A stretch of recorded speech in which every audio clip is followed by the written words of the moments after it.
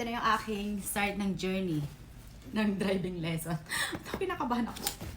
Nakakainis. Ba't ako pinakabahan? Mag-seminar pa lang naman ako. 2 days kasi siya.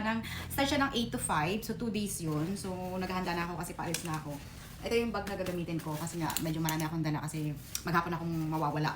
Pwede nyo naman palang kung gusto nyo mag-seminar ng online, pwede din. Kaya lang mas gusto ko kasi yung yung face to face kasi para makapokus ako. Kasi kapag ka-online, baka mag-edit lang ako ng video, hindi ako makapag-study. Diba? Ganun, mas maganda kasi yung face to face. But anyway, ang aking bag na gagamitin, share ko na rin. Ito ay West Bronco. Nilabhan ko siya, naghanda pa ako.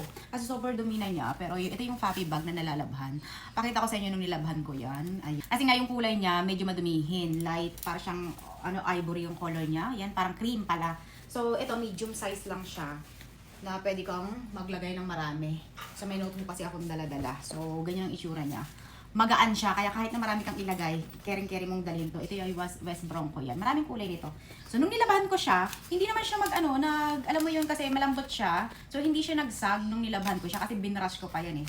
So, ayan, mukha na ulit siyang bago. Oh, mukha na siyang ulit bago. Tsaka, bumango, amoy sabon kasi nga nilabahan ko.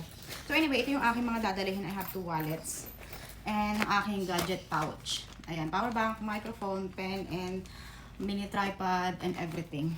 And then meron din akong dalang earpads. So ito yung aking pouch na puro gadgets lang para hindi siya halo-halo. Siyempre dadalhin ko to, ang aking fan. And ito yung aking notebook. O diba parang mag-aaral ako. And magdala ko ng face mask just in case. Wala pa kang seminar pa nga lang, kinakabahan na ako. Ano ba naman yan? Tapos ayun ang aking makeup pouch. Ayan, lahat na yan nandito. Sunscreen, lipsticks, and pang-retouch. Anong mag-retouch? And sunglasses. Ito yung Gentle Monster na nabili ko din sa surplus ng Japan Surplus. Original to na Gentle Monster. Ito yung kasabay nung nabili ko na sunglasses na na Coach. Pero ayan siya, ang ganda niya. So ito yung dadalhin ko kasi para matching siya sa aking t-shirts. Oh, di ba? Ang ganda nito kasi siya, parang aliwanag niya kahit na naka-UV protection siya. Pero ayan, Gentle Monster. Jackpot din ako dito. And ayun lang yung aking dala. And then syempre yung ating water bottle na Coca-Cola. Kinakabahan talaga ako. At may dala akong isang power bank na ganito para just in case. Kasi may other power bank ako. So dalawang power bank na dala ko. So ayun lang. See you there. Good morning.